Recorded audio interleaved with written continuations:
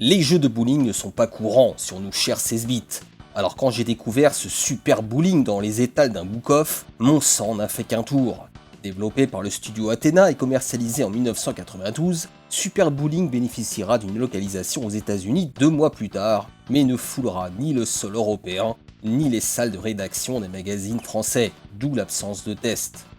Oh, je sais ce que vous vous dites, un jeu de bowling, ça n'a aucun sens. Et il est vrai que le fun et la subtilité de ce sport, car oui c'est un sport, n'est pas facile à retranscrire en jeu vidéo.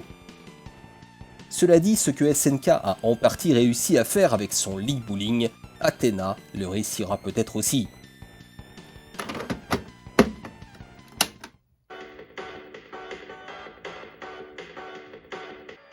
Malgré un choix de couleurs un peu terne, Super Bowling apparaît plutôt attractif pour un jeu de bowling.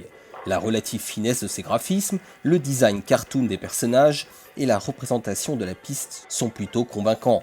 Les petites séquences comiques qui entrecoupent vos lancers rappellent celles de League Bowling, en moins délirantes. Seul véritable bémol, la taille imposante du HUD. Il prend littéralement la moitié de l'écran en incluant l'espace dédié à cette espèce de présentateur, dont la nature n'a toujours pas été déterminée à l'heure où j'écris ces lignes. Les musiques sont peu nombreuses et pour cause, il n'y en a qu'une pendant la phase de jeu, mais elle a un grand mérite, celle de ne pas être lassante. Un air d'ascenseur, tout ce qu'il y a de plus générique, mais qui ne casse pas les oreilles. Les bruitages, qui se veulent réalistes, sont plutôt réussis. Manette en main, le jeu s'apprivoise très rapidement.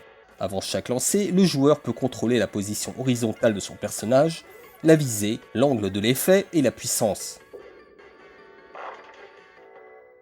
Avant cela, il est également possible de déterminer le poids de votre boule, ce qui a une incidence sur son inertie, ainsi que la longueur de la surface huilée, pour que l'effet soit plus ou moins immédiat.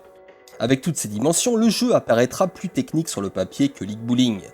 Sans parler du fait qu'il est ici possible de déplacer son personnage pendant le lancer. Mais dans les faits, ce sentiment s'estompe rapidement. Quelques parties suffisent à trouver l'angle, la position et la puissance permettant de réaliser un strike quasiment à chaque coup. En tout cas en mode normal. En hard, la vitesse accrue du curseur rend la configuration des lancers plus aléatoire. Le jeu offre un total de 3 modes, le Turkey Ball, qui est le mode de base, un mode training et un intrigant golf mode.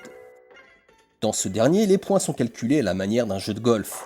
Réaliser un strike devient l'équivalent d'un eagle, un spare, un birdie, etc.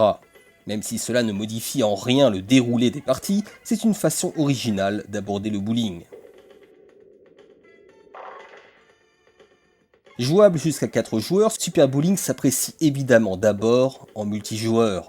En solo, les parties se suivent et se ressemblent un peu trop. Seul, Super Bowling est donc un jeu totalement dispensable, à part pour les mordus de bowling évidemment. Je le place toutefois au-dessus du trop terne Boogie Woogie Bowling sur Mega Drive, mais en dessous de League Bowling sur Neo Geo, mieux réalisé et plus fun. N'hésitez pas à rajouter un point à la note finale si vous comptez y jouer à plusieurs.